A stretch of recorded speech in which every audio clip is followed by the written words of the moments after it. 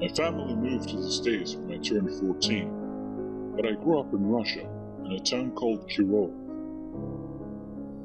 It was big enough to house a full spread of criminal activity, from organized crime to cannibalistic hobos. These few stories are not tied together with anything else other than a cultural connection. Brief, absolutely true, and hopefully will give you a small glimpse of the state the country was in the 90s right after the collapse. When I was very little, we lived in a typical Russian 5-story apartment building, in a what would be considered middle-class neighborhood. It was fairly quiet, with nothing much happening, so us kids could play outside for as long as we wanted without adult supervision. I remember a man living on the first floor of our building, his kitchen window overlooking the staircase which ran out onto the sidewalk. He was probably in his mid to late 30s, always wearing a dirty wife beater, never a clean shave. Every time it seemed, as I would walk or ride my bike by his window, he would be sitting there, sometimes a glass of milk in hand. He would then jump up from his chair and begin to yell and shout as loud as he could at me, swearing, calling me names, threatening. All of this he would do with excessive violent movement and facial expressions. As a 4-year-old kid, I would just stand there in horror, watching him do his crazy and murderous acting. He would fall on his elbows on the windowsill and shake his head, feverishly spitting out curses and deathly threats at me, his eyes bulging. He would punch his chest with all his strength, and almost in tears of some deep rage, would announce his hatred towards me, and how much he wished me dead. And if that wasn't enough, he would then pretend to be going for the door as if finally having found the resolution to go through with it. Then, coming back to the window, and more shouting, more threats. I just remember never being able to stand or stay there for the horror that overtook me, and I would always run in the end, leaving the crazy man just staring at me out of his window. One day he was gone, disappeared. No more than the same man in the window. Being a kid, I just moved on with my life, and didn't think about the matter for years. Until much later I told my parents about him, and what he did for the first time. The story they told me confirmed my suspicions of his true nature. Around the same time as one of the last that I've seen him, a strange occurrence happened in our city. Body parts were found scattered throughout it, all far from each other, and all belonging to one unfortunate man, whose wife plotted to kill him for the sake of acquiring his apartment and belongings. Her brother happened to be the freak living downstairs, who both violently killed the husband, dismembering his body in a tub, and distributed the pieces, including the head, all throughout town. Everything led to the wife, and it didn't take her long to blame the entire adventure on her dear brother, who, to this day, is sleeping in some dark cell far away in the cold. When I was in the 8th grade, my school started to have roof problems. It was an old building which used to belong to some merchant who lived back in the days of the Tsars. And every year it seemed to give more and more, until it finally gave a class full of students, the ceiling falling on their heads. For the time it would take to restore the building, the student body would attend classes in public school number 22. I still remember it clearly, a fortress of bad behavior bordering homicide. The students of number 22 mostly came from awful circumstances and enjoyed humiliation, severe beatings, just any kind of abuse. At that time, street fighting was also very common in the country, and the fights rarely ended with just a black eye or a busted lip. Broken bones, skull fractures, coma and death were routine. One day, as my friends and I were talking in the hallway between classes, a big, bald kid came up to us with his entourage of hopeless degenerates. He told us how they had had enough of us and were planning to beat the life out of any boy from our school once classes were over. They didn't like us from the start because our school was considered preppy, and they acted as if we were intruding on their territory. He told us that we're all going to be there, and it was gearing up to be a great show.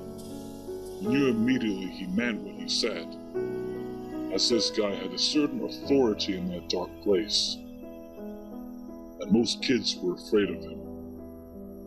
He was one of those people who learned to swing at anyone who did anything so much as annoy him. And he wasn't alone. There were many. We told our teachers what he said, and they let us go secretly 20 minutes before the last class was over. My friends and I all banded together as we got dressed for the winter day outside and left the school. The plan was to stick together and walk to the bus stop. I got on my bus and stood by the window. The route led right by the school, and I would be able to see the main entrance and what could be happening there. As we were driving by, what I saw became etched in my mind for the rest of my life. On the white snow in the clearing before the large doors of number 22 was an assembly of 200 to 250, mostly male figures, dressed in black colours and forming a giant circle. In the middle of the circle I could see a fight underway. Just two of them, one with his arms thrown open as if taunting his opponent, and the other, someone who did not look like they wanted to be there. This turned out to be a big operation on their part, as it looked like more were invited to what was being planned. I later learned that once they found out we left early, as the final bell rang, all of my classmates and I were already gone, they decided to beat on their own, and some poor kid was picked and beat so hard he ended up in an ICU. Since my school was very small in numbers, and some parents altogether decided to homeschool their kids from the time of the repairs, we would easily have been outnumbered 10 to 1. I hate to think what would have happened if our teachers did not let us out early that day. On the next day, armed security was on the school premises, and we stayed there until we were able to attend our old but now dearly loved home of a dead merchant. Going back to a time when I was a kid, this last story is my personal claim to victory in the game of life or death, which happens to fall in our hands from time to time, for no apparent reason at all. I was maybe 9 at the time. We moved to a better area, more space, better location. Our apartment was on the last, 6th floor, and the last one on the landing. It was the furthest you could go from the entrance of the building and fairly secluded. The staircase was also completely indoors, essentially housing anyone who entered in a climb, floor after floor, with 4 apartments to a landing. This day I came home from school around 2 p.m. My parents weren't due back home for at least 3 hours, and I set about doing my usual homework, watching TV, and emptying the fridge. It was around the time I settled in for an episode of Babylon 5. I played with a bit of everything on my lap, that I heard the front doorbell ring. This was very odd. My parents both had the key, and no one else usually visited around this time of day. I went over to the front door and asked, "Who is it?" I heard a man answer back, "Hi there. I'm from the electrical company. We are doing a routine check of the electric meters. May I come in and inspect yours? It will only take a minute." I looked through the peephole and saw a young man, probably nearing 30, very clean, neatly dressed, with his hair combed to the side. He even held a clipboard in his hand with some papers attached. I was about to twist open the lock when I saw something, because of the fisheye view I had on the landing. I could also see a little extra to the sides. On my left, the man's right, I saw light bouncing from what looked like a sharp metal object. Then, for a second, I clearly saw what it was, the cutting edge of an axe.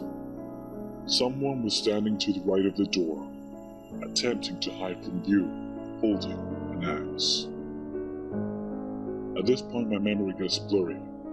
I remember getting away from the door and creeping into the room, which was farthest in the hallway, closing the door and not coming out until my parents got back. The bell kept ringing for a few more minutes, and then it finally fell silent.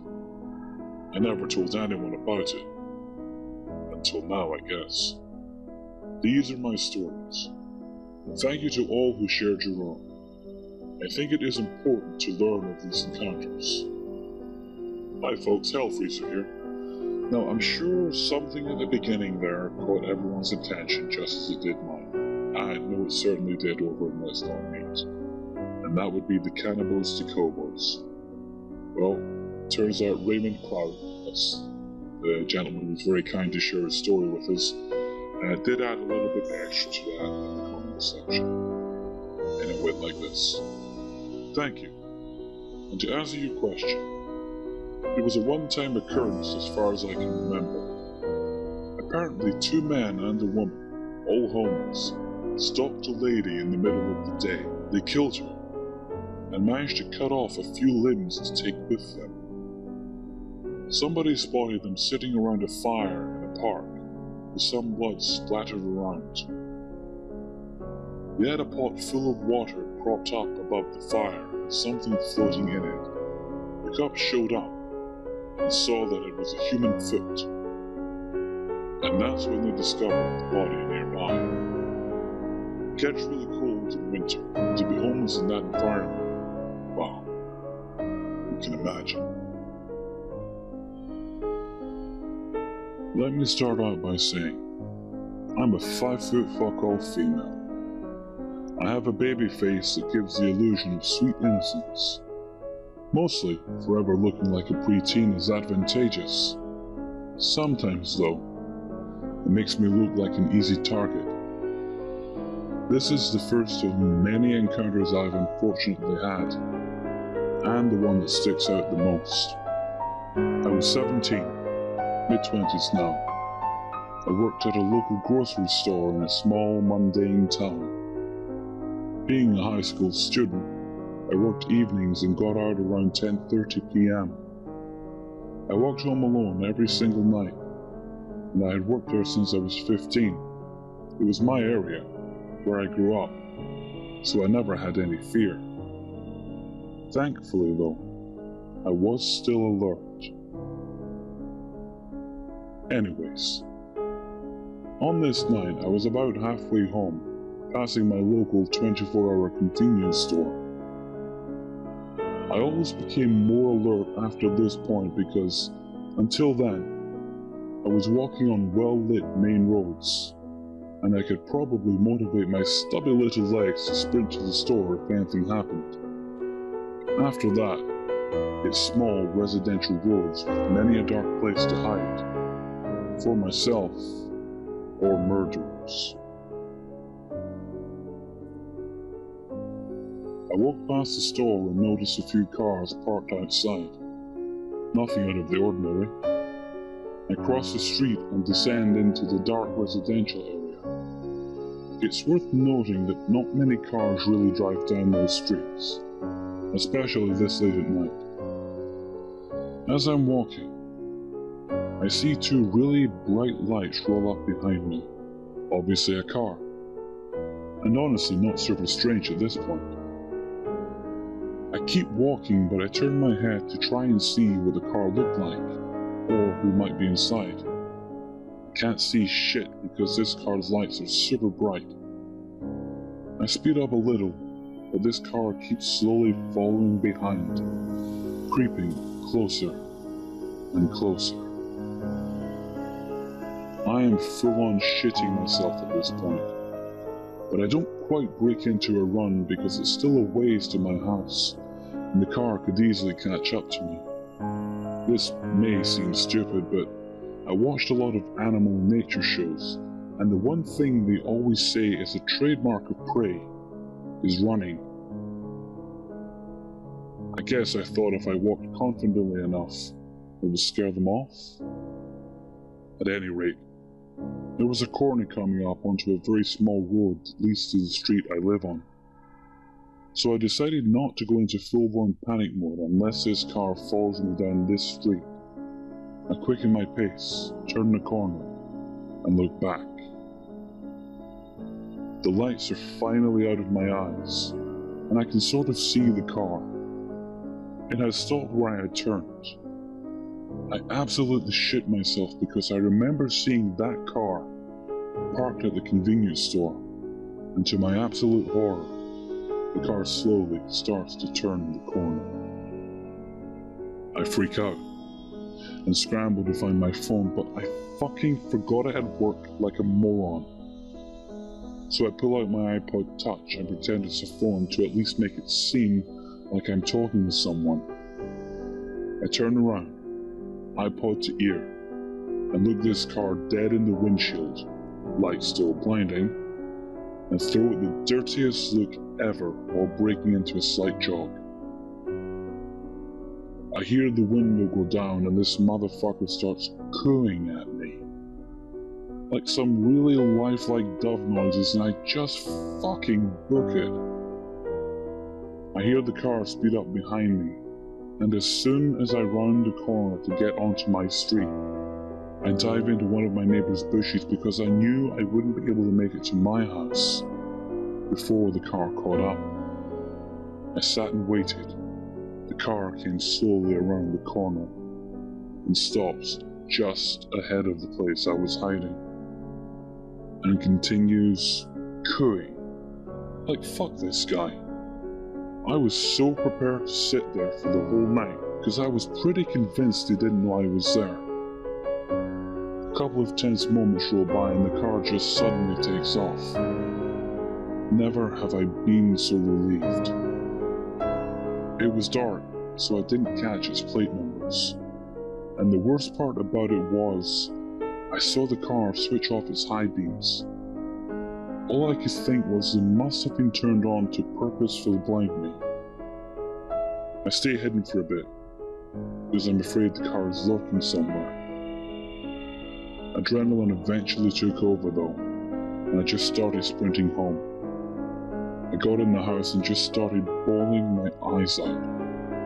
I was absolutely inconsolable, hyperventilating, full body shakes, dry heaving, the whole 9 yards.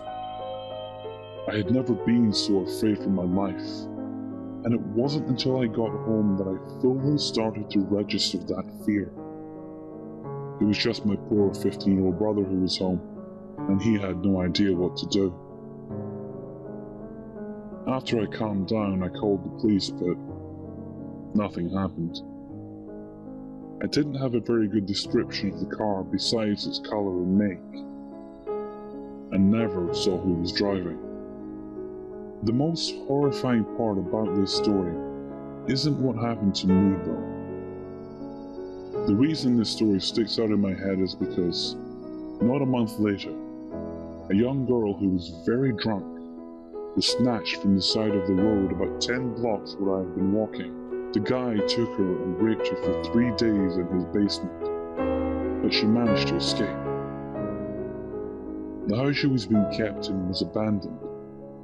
The guy was never caught. There is no way to know for sure it was related, but I shudder to think what might have happened had I not dove into that bush and been super alert to what was going on that night. So, very long story short, creeping cooing fuck in the blue car? Let's never meet again. A few months ago, my friend Jordan and I decided to camp outside this box office to get tickets to a concert. Our friend Steven decided to tag along, which made me slightly more comfortable, because the box office was kind of isolated, and we had to walk about a mile in the middle of the night to get there, because the parking in my city is atrocious. Safety in numbers and all that. So, we get there at around 3 a.m. and the place is packed.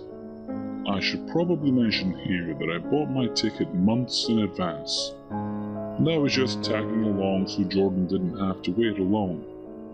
She really wanted to see this band.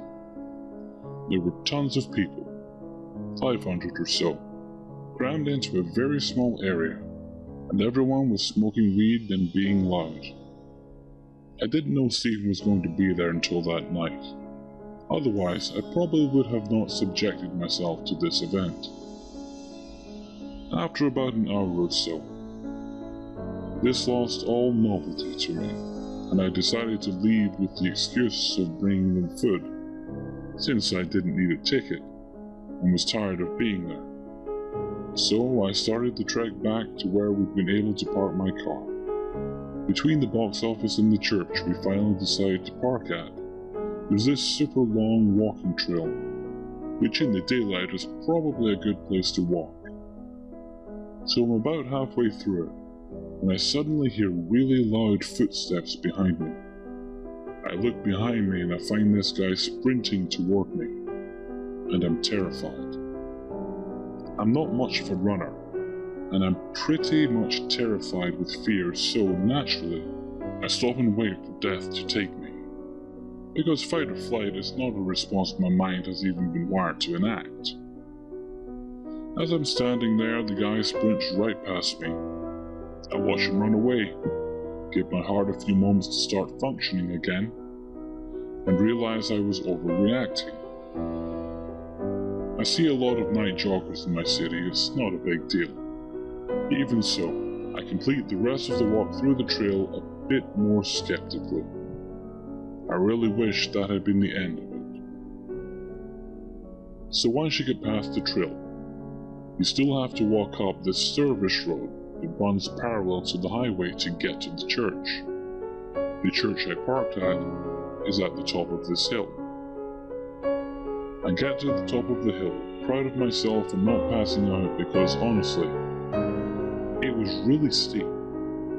Then I see the same guy who ran past me earlier, and he's just standing at the top of the hill, looking at me. Now at this point I'm beyond horrified, because I tend to be a nervous, twitchy girl to begin with, and seeing this guy who terrified me completely motionless, with his gaze trained on me, is not conducive to rational thinking. Turning wouldn't have done me any good because I would have had to go a mile before I got to anyone who could help me. But I also had to get past him to get to my car. Realizing I didn't have a viable course of action, I did the only thing I could. I kept walking, sincerely hoping he wasn't a murderer. Once I passed him, I looked over my shoulder a couple of times, and each time he was in the exact same spot, watching me walk away. I was insanely creeped out, but the more distance I put between us, the better I felt. Eventually, I got to where I couldn't see him, and I was reasonably sure he wasn't interested in killing me. He was probably just some guy hanging out in the early hours of the morning, terrifying young girls who were all alone. Maybe a hobby of his. I made it to my car and, of course, immediately locked the doors, and headed out to the 24-hour restaurant Jordan and Stephen requested. Smooth sailing, right? Except, as I was pulling out of the parking lot, the same freaky guy had moved substantially closer to where I had parked, and was still watching me. When he started walking toward my car, I noped out of there as quickly as I possibly could. Probably not at the posted speed limit. Luckily, when I brought back their food, I just dropped it off and immediately drove back to my dorm to go to sleep, because I earned it. So yeah, night jogger, potential murderer, Let's not meet. Too long, didn't read. Encountered the same stranger 3 times in like an hour on a long 4 a.m. walk and was reasonably spooked by him. We will not be walking anywhere at night ever again.